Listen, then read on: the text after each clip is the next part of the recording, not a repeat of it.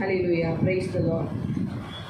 போதும் நம்ம வாழ்க்கையில் போதும் எதை சொல்லுவோம்? யாரும் சொன்னாங்களே, போதும் சாப்பாடு. இன்னொரு பணம் யார் போதும்னு சொல்லுவா?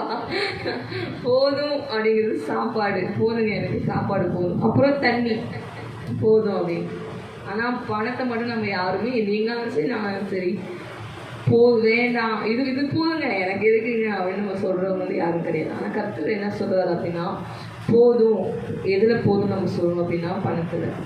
எதுக்கு தேவையாக இருக்கிறோன்னா, ஒன்று அன்னைக்கு சாப்பாடுக்கும் ட்ரெஸ்ஸுக்கும் நம்ம தூங்குறதுக்கும் அந்த பேசிக் இருந்தால் போதும், அதுக்கு மட்டும் போதும், இதுக்கு வேணாம் அப்படின்னு சொல்கிறவங்க யாருமே கிடையாது. ஆனால் அது ஆண்டு என்ன சொன்னால், உண்ணவும் உடுக்கவும் நமக்கு உண்டாயிருந்தால் அது போன்று போதும் என்று இருக்க கடவுள் அப்படின்ட்டு. ஆண்டவர் ஐஸ்வர்யவான்களுக்கு எடுத்து நிற்க மாட்டார். ஐஸ்வர்யவான்களாக இருந்து கர்த்தரை விட்டு விலகி போகிறவனுக்கு தான் கர்த்தர் எதிராக இருக்கிறார். ஏன்னா அந்த வசனம் என்ன சொல்றதுன்னா, ஐஸ்வர்யவானாக ஆகணும்னு விரும்புகிறவங்க என்ன ஆகுறாங்கன்னா, சோதனையிலும் கண்ணிலும் மனுஷனை கேட்டிலும் அமிழ்ந்து போகிறாங்க. அழிவிலும் அப்புறம் மதிக்கேடும் சேதுமான பலவித பிரச்சனைனால அவங்க விழுந்து போகிறாங்க. அதான் ஆண்டவர் சொல்றாரு, நீ ஐஸ்வர்யவானா இருக்கிறது எனக்கு எந்த பிரச்சனையுமே கிடையாது. ஆண்டவர் நம்ம ஆசீர்வதிக்கு தான் ஆண்டவருடைய இஷ்டவெளி ஆசீர்வதிக்கு தான் ஆண்டவருக்கு புரியும். ஆனால் பணமும் பொருளும் அதிகமாகும் போது நீ கர்த்தரை விட்டுட்டோ விசுவாசத்தை விட்டு விலகி போகிற ஒரு வாழ்க்கை வேண்டாம் அப்படிதான் ஆண்டவர் சொல்கிறாரு. ஏன்னா நம்ம அதை விரும்பும் போது பலவித போராட்டத்தில் நம்ம விழுந்து போவோம். அதான் வேதமான பலவித இச்சைனால் இருக்கும். வேதனை கண்ணீரும் மனுஷன் நமக்கு எதிராக ஒன்று வைப்பான், அதுக்கு நம்ம சும்மாவே இருந்திருக்கலாம்டா அப்படின்னு நமக்கு தோணும். ஸோ ஐஸ்வர்யமான விரும்பப்போ இது மாதிரி பல விஷயத்தை நம்ம தாண்டி வர மாதிரி இருக்கும். தாண்டி வந்துட்டோம் அப்படின்னா ஒன்றும் இல்லை, அதிலே மாட்டிக்கிட்டு விசுவாசத்தை விட்டு விலகி போனால் தான் நமக்கு ஆபத்து. அது 2 உவமைகள் நம்ம பார்க்கும்போது தான் எடுத்து வாசித்த வேத பாடகம் லூக்கா 12ஆம் அதிகாரம். ஆக்சுவலாக பார்த்தீங்கன்னா இவர் காட்கிட்ட என்ன கேட்குறாருன்னா, எனக்கு சொத்து பிரித்து கொடுங்க அப்படின்னு ஒரு கம்ப்ளைண்ட் வைக்கிறாரு. நம்ம சில ஜெபத்தில் கூட எனக்கு சொத்து வேணும், இவன் தரமாட்டான், என்னோட மீதியை தரமாட்டான் நீ கேட்டு நம்ம ப்ரேயராக தான் நம்ம பண்ணியிருப்போம். ஆனால் என்ன சொல்கிறாருன்னா, உனக்கு நியாயாதிபதியாகவும் பங்கீட்டுக்காரனை வச்சோம் யாரையா அப்படின்ட்டு. ஸோ பாருங்க, அந்த காடுக்கு பிடிக்கவே இல்லை அது. அதனால தான் அவர் கேட்குறாரு, யார் உன்னை எனக்கு வச்சது அப்படின்ட்டு. அப்புறம் தான் ஆண்டவர் சொல்கிறாரு, பின்பு அவர்களை நோக்கி பொருளாசை குறித்து எச்சரிக்கையாருங்கள், ஏனெனில் ஒருவனுக்கு எவ்வளவு திரளான ஆஸ்தி இருந்தாலும் அது அவனுக்கு ஜீவன் அல்ல. ஹல்லேலூயா. நமக்கு எவ்வளோ இருக்கட்டும், அது நமக்கு ஆஸ்தி இல்லை. நேற்று ஒரு பேஷண்ட் தான் வந்தார், எக்ஸல் நார்மல் டிவிஎஸில் வந்தாங்க. அவங்க புலம்பிட்டு இருந்தப்போ, எனக்கு இந்த பக்கத்தில் இருக்கிற ஃப்ளாட்டு ஒரு அப்பார்ட்மெண்ட்டே 2 கோடிக்கு போகுமா, ஆனால் அனுபவிக்க யாரும் கிடையாது.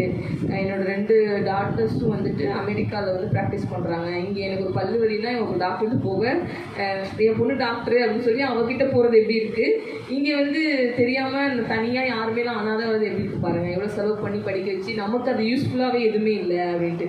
இங்கே இருக்குது அதை அனுபவிக்க யாரும் இல்லை, அங்கே 2 கோடி இருக்கீங்க. அப்போ அவர் நார்மலாக சிம்பிளாக ஒரு மஞ்சள் பை எடுத்துட்டு வந்தார். எதுக்காக சம்பாதிச்சாங்க இல்லையா? எதுக்காக இது பண்ணாங்க? எதுவுமே பேரில் புகழ் எதுவுமே வரல. ஆனால் ஆண்டவர் சொல்றாரு, எப்படி இருந்தாலும் நமக்கு அது என்னது ஜீவன் இல்லை. அவர் வார்த்தை சொன்னார், வாழ்க்கையே போராட்டம் தாமா அப்படின்னு. ஒரு கிறிஸ்துவை அறியாதவங்க சொல்கிறாரு, வாழ்க்கையே போராட்டம் தான் அப்படின்னு. பணம் இருந்தாலே போராட்டம் தான். அதான் ஆண்டவர் சொல்றாரு, பண ஆசை எல்லாத்துக்கும் தீமையாக இருக்குது. இதில் அவர் அந்த ஒருத்தன் சொப்பனக்காரர் மாதிரி தான் ஆண்டவர் சொல்கிறாரு. இதில் அவன் சொப்பனக்காரன் பார்த்தீங்கன்னா அவனுக்கு எல்லாமே இருக்குது, வீடு வாசல் எவ்வளோ நிறையா இருக்குது. அடுத்த ஒரு சம்பாதித்து சேர்த்து வைக்கிறதுக்கு அவனுக்கு இதை இங்கே இந்த பேங்க்கில் வச்சுருக்கோம், இதை இந்த பேங்க்கில் வச்சுருக்கோம், இதை இந்த வீட்டுக்குள்ளே ஒரு ரூம்குள்ளே பூட்டி வச்சுருக்கோம், இதை மட்டும் எங்கே வைக்கிறது இல்லை, அதுக்கு ஒரு ரெடி பண்ணி வச்சிடலாம் அப்படின்ட்டு அவன் அவ்வளோ கால்குலேட் பண்ணி அவன் வாழ்ந்துட்டு இருக்கிறச்சில ஆண்டவர் சொல்கிறாரு, மதிக்கேடனே. ஹல்லேலூயா. ஆனால் நிறைய இடத்துல தான் சொல்கிறாரு, மதிக்கேடனே. அந்த ஐஸ்வர்யத்தை சேர்த்து வைக்க ஆசைப்படுறவர்களுக்கு கர்த்தர் என்ன சொல்கிறாருன்னா, மதிக்கேடனே. இன்னைக்கு ஆத்மா பிரிஞ்சா அது எங்கே போய் சேர்ப்ப ஒன்றும் இல்லை. அதான் ஆண்டவர் சொல்ற, மனுஷன் உலகம் முழுவதும் ஆதாயப்படுத்தி கொண்டாலும் தன் ஜீவனை நஷ்டப்படுத்தினா அவனுக்கு லாபம் என்ன அப்படின்னு ஆள் கேட்குறாரு. இது மறுபடியும் நான் சொல்கிறேன், ஆண்டவர் நீங்கள் ஆஸ்வாதமாக இருக்கிறதுக்கு அவர் எதிராளி கிடையாது. ஆஸ்வாதமாக இருந்து கர்த்தரை நாடி தேடலை அப்படின்னா அதான் அவருக்கு நமக்கு அதுலேருந்து நித்திய ஜீவனை கொடுக்காது, ஜீவனையும் கொடுக்காது. அதான் அதுக்கப்புறம் இந்த ஊமைகள்லாம் பார்த்தோம் அப்படின்னா காட் என்ன சொல்கிறாருன்னா, பாருங்கள், தேவனிடத்தில் ஐஸ்வர்யம் இல்லாமல் தனக்கு தானே சேர்த்து வச்ச நிலமும் அப்படிதான் இருக்கிறது. உலகத்தானும் அப்படிதான் பண்றான். ஆனா நீங்களோ எப்படி இருக்கணும் அப்படின்னு சொல்ல 30 Luke 12:30 இவைகளெல்லாம் உலகத்தார் நாடி தேடுகிறார்கள், இவைகள் உங்களுக்கு வேண்டியவர்கள் என்று உங்கள் பிதாவானவர் அறிந்திருக்கிறார். தேவனுடைய ராஜ்யத்தை தேடுங்கள். இதுதான் இன்னைக்கு காட் என்ன சொல்லணும், உலகத்தார் அதை தேடி நாடி போறாங்க. ஆனால் நம்ம எதை தேடணும் அப்படின்னா தேவனுடைய ராஜ்யத்தை தேடணும். அப்போதான் நமக்கு கூட கொடுக்கப்படும். இப்படி நான் சொல்றேன்னு சொல்லிட்டு யாரும் பயந்துடாதீங்க. ஆண்டவர் சொல்லலாம் நமக்கு ராஜ்யத்தை கொடுக்க பிரியமா இருக்கார். ஹல்லேலூயா. பக்கத்தை பார்த்து சொல்லலாம், தேவன் உங்களுக்கு ராஜ்யத்தை கொடுக்க பிரியமா இருக்கிறார், ராஜ்யத்தை கொடுக்க பிரியமா இருக்கிறார். அதனால கர்த்தரை தேடுறதுல மட்டும் விட்டுறக்கூடாது. நீங்க உங்களுக்கு பெரிய பணம் எவ்வளவு இருந்தாலும் ஐஸ்வர்யமா இருந்தாலும் அது நமக்கு ஜீவன் அல்ல. கர்த்தரை தேடுவது தான் நமக்கு ஜீவன். ஹல்லேலூயா.